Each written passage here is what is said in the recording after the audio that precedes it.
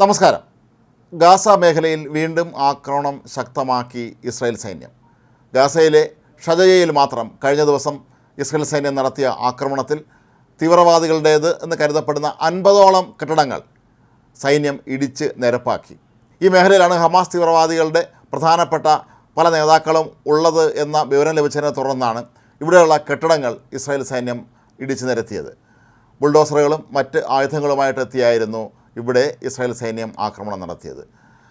Yahya Sinwar ഉൾപ്പെടെയുള്ള പ്രധാനപ്പെട്ട നേതാക്കൾ പലരും ഇപ്പോഴും ഗാസയിൽ തന്നെ ഒളിച്ചിരിപ്പുണ്ട് എന്ന വിവരം ഇസ്രായേൽ സൈന്യത്തിന് വ്യക്തമായി അറിയാവുന്നത് കൊണ്ട് തന്നെയാണ് ഇവിടെയുള്ള ഓരോ കെട്ടിടങ്ങളായി ഇപ്പോൾ പൊളിച്ചുകൊണ്ടിരിക്കുന്നത്.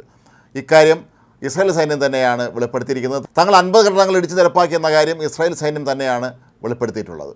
കൂടാതെ ഈ മേഖലയിൽ തന്നെ നിരവധി ഭൂഗർഭ തുരങ്കങ്ങളും മറ്റും ഇസ്രായേൽ സൈന്യം ഇതിനോടകം തന്നെ തകർത്തിട്ടുണ്ട്. കഴിഞ്ഞ ദിവസം ഏതാണ്ട് 1 കിലോമീറ്റർ ദൂരമുള്ള ഒരു തുരങ്കം ഇസ്രായേൽ സൈന്യം പൂർണ്ണമായി നശിപ്പിച്ചിരുന്നു.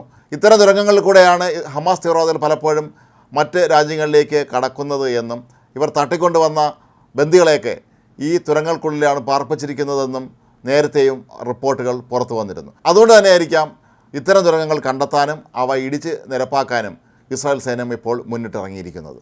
അതേസമയം ഹമാസിൻ്റെ ഗാസയിലെ ഏറ്റവും പ്രധാനപ്പെട്ട നേതാവ് യാഹ്യ സിൻവറെ കണ്ടെത്താനുള്ള ശ്രമം ഇപ്പോഴും ഇസ്രായേൽ തുടരുകയാണ്. ഇയാൾ എവിടെയുണ്ടെന്നും എവിടെയാണ് താമസിക്കുന്നത് എന്നുള്ള കാര്യങ്ങളൊക്കെ ഹമാസിൻ്റെ 2-3 നേതാക്കൾക്ക് മാത്രമേ അറിയാൻ കഴിയുന്നുള്ളൂ എന്നുള്ളതാണ് ഇസ്രായേൽ സൈന്യത്തിന് ലഭിച്ച വിവരം. സംഘടനയിലെ മറ്റ് താഴെത്തട്ടിലുള്ള അണികൾക്കാർക്കും തന്നെ ഇയാൾ എവിടെയാണ് ഒളിച്ചു കഴിയുന്നത് എന്നുള്ളതിനെക്കുറിച്ച് യാതൊരു വിവരവും ഇപ്പോഴും ലഭ്യമല്ല. അതേസമയം ഈ മുതിർന്ന നിലയിലുള്ള നേതാക്കന്മാരെ പിടികൂടിയാൽ മാത്രമേ യാഹ്യ സിൻവറെ പിടികൂടുന്നതിലേക്ക് എത്തിച്ചേരാൻ കഴിയുകയുള്ളൂ എന്ന് സൈന്യത്തിന് ഇപ്പോഴും വ്യക്തമായിട്ടുണ്ട്. കഴിഞ്ഞ ഒക്ടോബറിൽ ഇയാളും കുടുംബവും ഒരു തുരങ്കത്തിലൂടെ കടന്നു പോകുന്നതിൻ്റെ ദൃശ്യങ്ങൾ പുറത്തുവിട്ടിരുന്നു.